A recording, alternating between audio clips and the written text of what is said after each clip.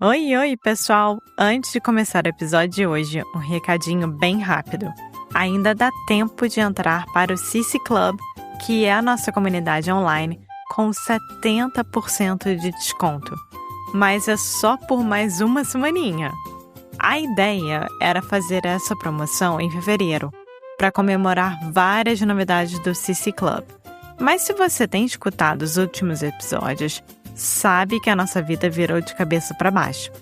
Agora que as coisas estão voltando ao normal, a gente está retomando ao trabalho e decidimos deixar o desconto aberto até o fim do mês. Então, se você curte esse podcast, vai adorar o CC Club. A gente criou esse espaço especialmente para quem acompanha a gente por aqui. Se você estava pensando em entrar, agora é a hora de aproveitar e garantir a sua assinatura com um super desconto que é de 70%. No final do episódio, a gente explica melhor como funciona e, claro, você sempre pode falar comigo ou com Foster se você tiver qualquer dúvida. Bora pro episódio? Então vamos lá!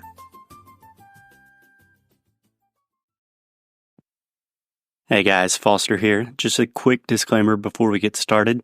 This is part one of a 3-part series about Brazilian music with Pablo. So you can find part 2 and part 3 of the series on iTunes, Stitcher, or our website, karaokeconnection.com. So without further ado, let's get started talking about Brazilian music. Vamos lá. Então, seja bem-vindo a mais um episódio de Karaoke Connection.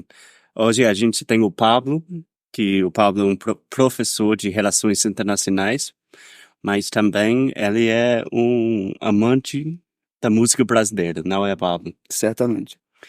Então, eu lembrei do primeiro dia que eu cheguei aqui, pela segunda vez, né? A gente pegou praia, e você me falou que o Brasil tem um dos raízes mais fortes.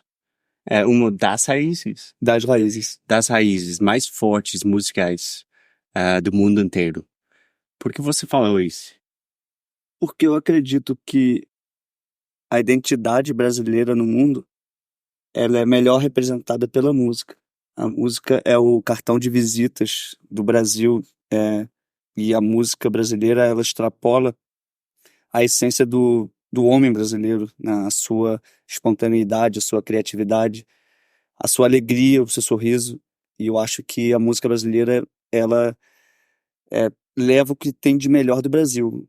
Embora muitas vezes algumas músicas brasileiras levem também o que a gente tem de pior. Isso tem sido mais... A nossa música hoje, que tem alcance internacional, não é a música que eu considero a música mais produtiva da nossa história musical, mas isso eu falo depois. O importante é falar do que é bom. A gente vai falar do bom primeiro. Mas isso foi profundo, cara. Mas eu concordo. Ele... Não lembro de quem, mas foi um escritor americano que estava visitando o Brasil. Ele falou, para entender a música brasileira... Não, para entender o Brasil, você tem que escutar a música primeiro. Eu concordo com isso, né? É porque a gente tem aqui no Brasil um povo muito miscigenado, né? Então, grosso modo, de forma muito simples, a gente pode falar que as nossas heranças são europeias, principalmente portuguesa, africana e indígena. E a nossa música, ela reflete essa miscigenação. Existe um sincretismo muito forte entre os ritmos, né? A batucada africana, o violão português, Batucada é ritmo da bateria, né? Da bateria, do tic tic tic tic. Que é a alma do samba, né? E o samba eu acredito que seja o estilo musical que melhor representa a brasilidade.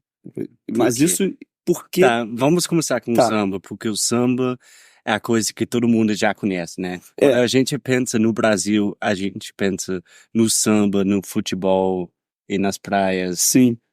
E isso aí. E esses elementos, eles estão todos integrados, sabe? Porque, por exemplo, se você pensa no futebol, você vai pensar na criatividade, no malabarismo dos jogadores brasileiros, né, que sempre encantaram as plateias do mundo inteiro, né, o Pelé, que é o maior jogador da história, né, embora debatível, discutível, mas em números ele é insuperável, e, enfim, temos diversos outros jogadores, é o país que mais tem Copas do Mundo, tudo isso que eu tô falando é questionável do ponto de vista do esporte, porque o esporte em nenhum país é 100% vitorioso em tudo, com exceção do basquete nos Estados Unidos. Mas, exatamente. Mas, e o samba, eu acredito que tem um elemento da negritude, né, do africano, tanto no samba quanto no futebol, que... Negritude. Negritude é... Qualquer coisa Blackness. E no início, né, tanto o samba quanto o futebol, nos seus estágios iniciais, era o preto, o negro, ele era um elemento subversivo, porque o Brasil ele tinha uma intenção de se embranquecer. O discurso oficial do Brasil era o embranquecimento, né? Tanto que quando acabou a escravidão no Brasil, a primeira medida que o governo brasileiro fez foi proibir a vinda de imigrantes africanos, né? E, ao mesmo tempo, naturalizar todos os europeus. Todos os europeus que aqui estavam tinham uma naturalização automática. Entendi. E aí, por que eu estou falando isso? Porque o samba, no início, quando ele surge, né, ele vem muito dos escravos, né, os escravos que faziam seus cânticos, né, e vem também do choro, que é a roda do choro, os instrumentos, né, que são a base também da formação do samba, e era algo do marginal, do bandido, né? Marginal quer dizer as pessoas que estão fora da lei. Da sociedade, né? Exatamente. E só para colocar no contexto, a gente está falando de mais ou menos qual época? Que ano? Certo, isso estou falando no final do século XIX, é claro, já durante todo o século XIX você tem, né, as formações iniciais, assim, eu não vou entrar muito no debate sobre as primeiras músicas, né, a barroca, que é uma música mais erudita, porque eu não tenho conhecimento suficiente para falar sobre isso, mas do samba eu tenho uma vivência um pouco maior, porque é o ritmo que eu mais amo, e eu acho que essa influência do negro no samba está muito vinculada a essa marginalidade. O samba era coisa do bandido, né? O samba ele era proibido, né? Ele era um ritmo transgressor, um ritmo que não era bem aceito pelas elites do Brasil. Mas proibido em que sentido? Tipo, legalmente? Proibido legalmente.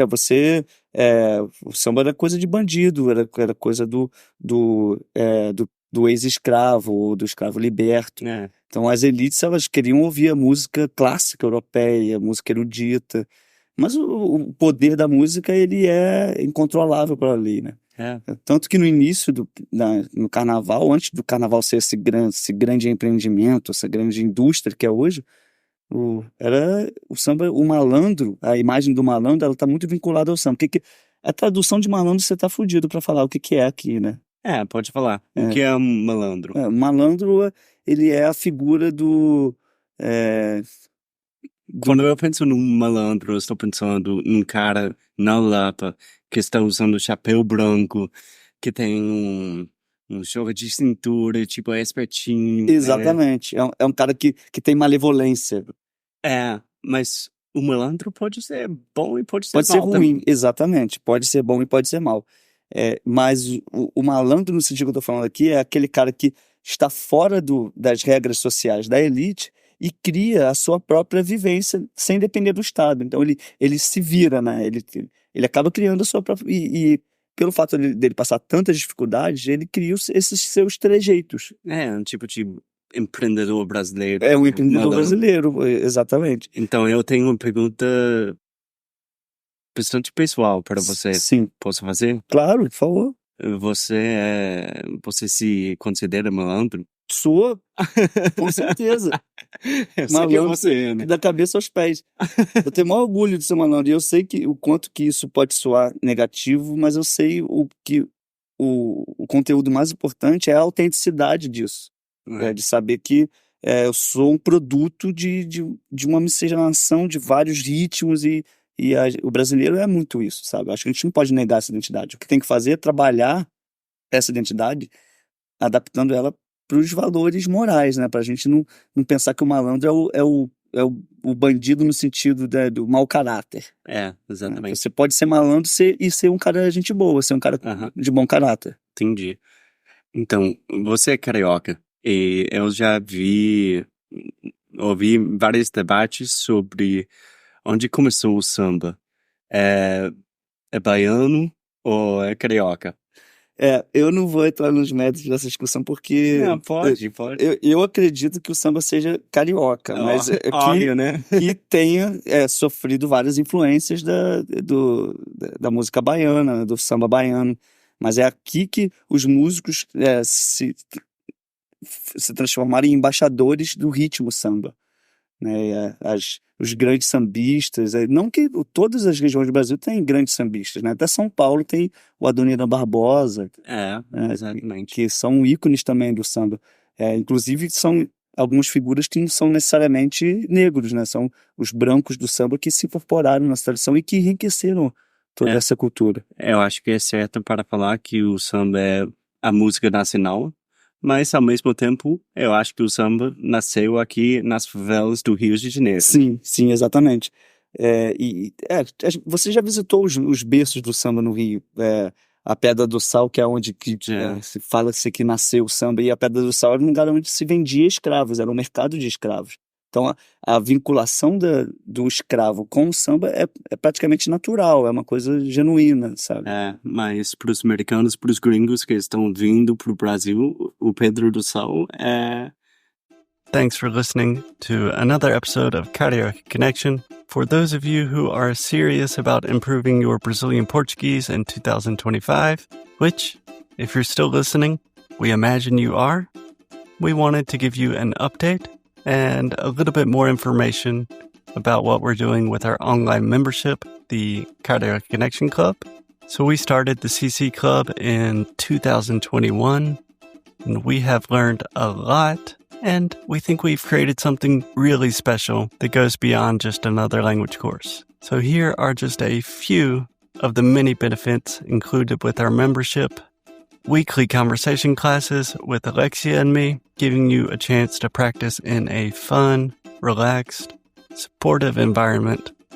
You'll get access to comprehensive worksheets for each podcast episode, essentially turning each episode into a detailed study guide, a free introductory coaching call, exclusive access to our special projects, like our Fundamentals of Brazilian Portuguese course, and our more advanced Adventures with Alexia series, early access to podcast episodes months before they are published, members only Ask Me Anything episodes, and much, much more. Because we believe that language learning should be accessible, we offer a full scholarship option to ensure money never stands in the way of your Brazilian Portuguese learning goals. So this month, we are offering our annual membership for only $99. So for less than $10 a month, you can continue improving your Portuguese, connect with a community of like-minded, super cool Brazilian Portuguese learners, and support an independent podcast. Carioca Connection is quite literally a labor of love, so our members are what keep this project alive. So if you're looking to take your Brazilian Portuguese to the next level in 2025, this might be exactly what you're looking for. Muito obrigado e até a próxima.